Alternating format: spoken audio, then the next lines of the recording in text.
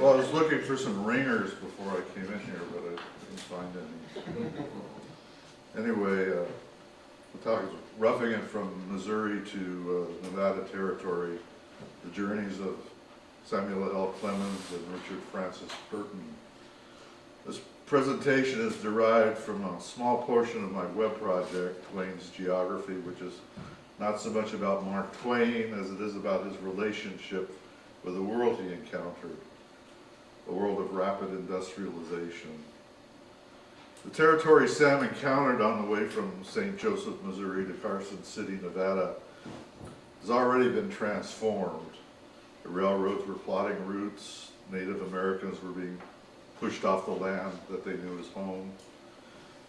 Twain writes his book is merely a personal narrative and not a pretentious history or philosophical dissertation.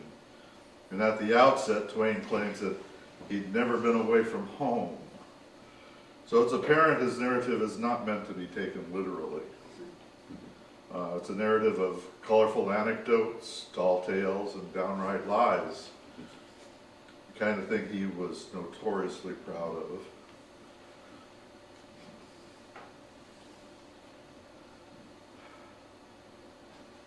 He had not kept a journal, and in writing the book he relied on 10-year-old memories and the notes of his brother Orion.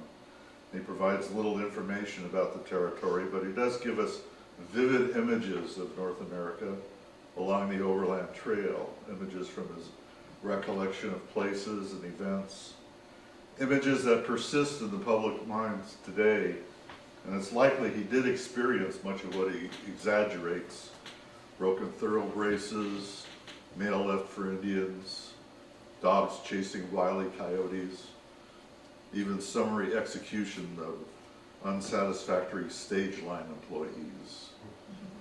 But we still must be careful of things like tree climbing buffalo. We knew that Sam and Orion had taken a Concord coach from St. Joseph, following the same route followed by the Pony Express riders. Stops were generally made every 10-12 miles to change horses, and sometimes drivers and conductors. But Twain identifies few stations along the route. Twain does admit there's a good deal of information in the book, and I regret this very much, but it really could not be helped. This applies mostly to the latter sections of the book. I wanted more information about the stations in the route, and my research found frequent mention of Richard Burton's 1860 journey along a similar route the year before.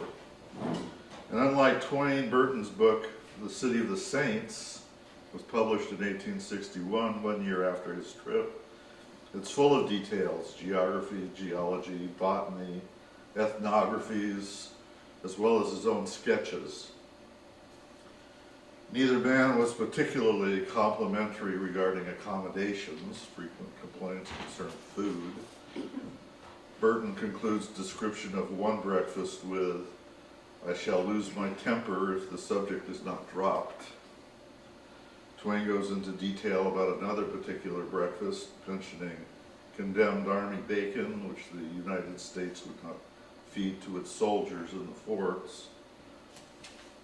We gave up the breakfast and paid our $1 apiece and went back to our mailbag beds in the coach and found comfort in our pipes.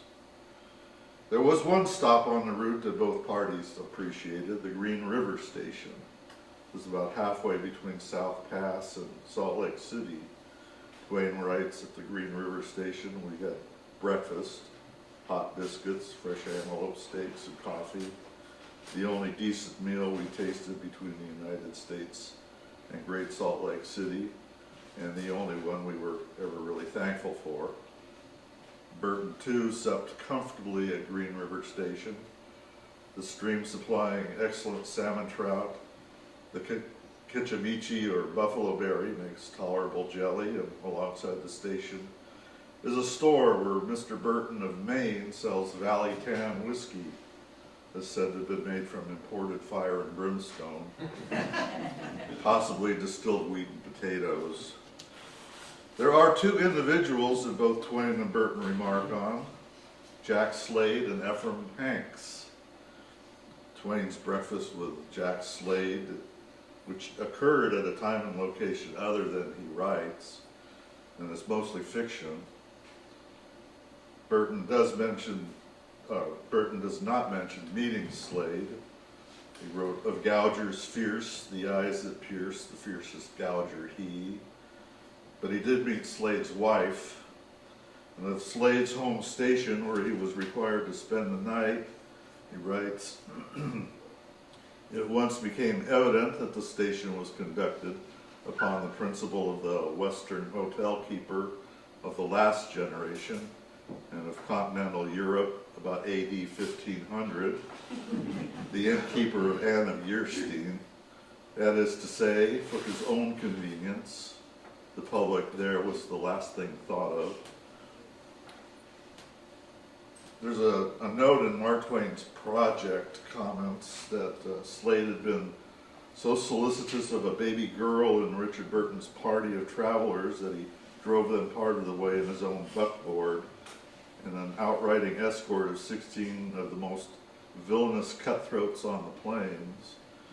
However, this is not found in Burton's book, and it's found in Richard Walden Hale's Sir Richard F. Burton at Salt Lake City, which was actually privately printed in 1930. And I'm not convinced that Slade was actually a member of the consort wagon that accompanied them to Rock Ridge Station, which was near South Pass. It's possible, but I think Richard Burton would have made mention of it. Burton was very much seemed to enjoy writing about ruffians he met along the way. In fact, his nickname was Ruffian Dick. He was very fond of fighting in his army days. He got that nickname. And if Slade had been there, I would have expected Burton would have included him in the narrative. And he was not a sir until 1886 when he was awarded the Knight Commander of St. Michael and St. George, and he only lived a couple more years after that. Now, Burton describes Ephraim Hanks as, who was the Mormon destroying angel, as a middle-sized, light-haired, good-looking man with regular features, a pleasant and humorous countenance, and the manly manner of his early sailor life, touched with a rough cordiality of the mountaineer. Twain didn't care for the man. He writes, "Could you abide an angel with an unclean shirt, no suspenders? Could you respect an angel with a horse laugh and a swagger like a buccaneer?" Because it's very likely that Twain confused Hanks with Eber C. Kimball's son, who self-described himself as a hell-roaring son. I think there's some notes in Mark Twain's project about that confusion. Sam and Orion spent 3 days in Salt Lake City from August 5th to August 7th of 1861. Burton was there for 23 days from August 28th to September the 20th, and some of that time was spent brawling and drinking with the Danites. Of interest to both Mark Twain and Richard Burton was the Mormon practice of polygamy. For Twain, it was a perverse practice, something he disapproved of. He wrote, "We felt a curiosity to ask every child how many mothers it had, if he could tell them apart. And the best he could do in dealing with it was sarcasm. He had decided that Mormon women were pathetically homely creatures, and the man that marries one of them has done an act of Christian charity which entitles him to the kindly applause of mankind, not their harsh censure. And the man that marries 60 of them has done a deed of open-handed generosity so sublime that the nation should stand uncovered in his presence and worship in silence." Burton found them, the Mormon women, exceedingly pretty and attractive, especially Miss, name not given. He too is critical of Mormon polygamy, but for entirely different reasons. The effect it has on society. Says there's a certain monotony of life in Great Salt Lake City which does not render the subject favorable for description. Moreover, a Muslim gloom the result of austere morals and manners, and the semi-seclusion of the sex. By the end of Twain's visit, he had decided that all our information had three sides to it, so I gave up the idea that I could settle the Mormon question in 2 days. Still, I have seen newspaper correspondents do it in one. One thing he did realize was that we were at last in a pioneer land. Von Brody notes that it was chiefly Mormon polygamy that attracted Burton to Salt Lake City, not the new religion, not the great colonizing experiment or the theocracy within a democracy.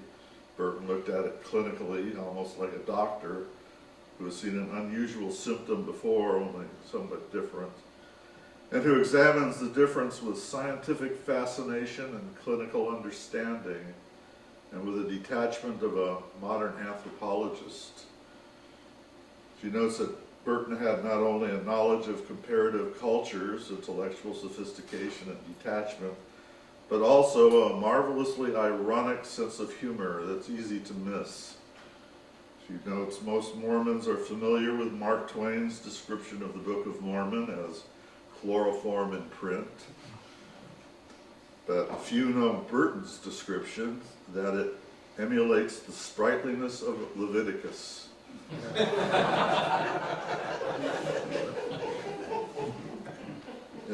An even greater contrast between, I like that. Yeah. An even greater contrast between Twain and Burton is found in their respective views of Native Americans, Indians. Early in his book, Burton summarizes the fate to that date of the Mississippi Valley, the Plains Indians. The second chapter of his book is an ethnography of the Sioux or Dakotas. And following his chapter on Salt Lake City, he devotes many pages to the Utahs and other tribes of the Great Basin.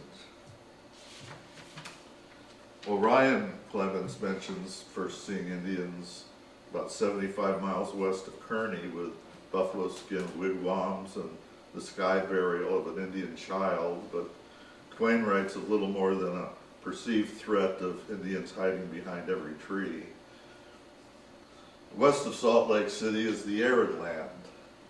It's towards the people of this region that Twain exhibits possibly his worst bigotry. He calls them the Goshutes. Burton had a much better understanding of the Utahs, which the Goshutes are a branch. He notes that during the last 30 years, they have been considerably decreased according to the mountaineers and have been demoralized mentally and physically by the immigrants. Formerly, they were friendly.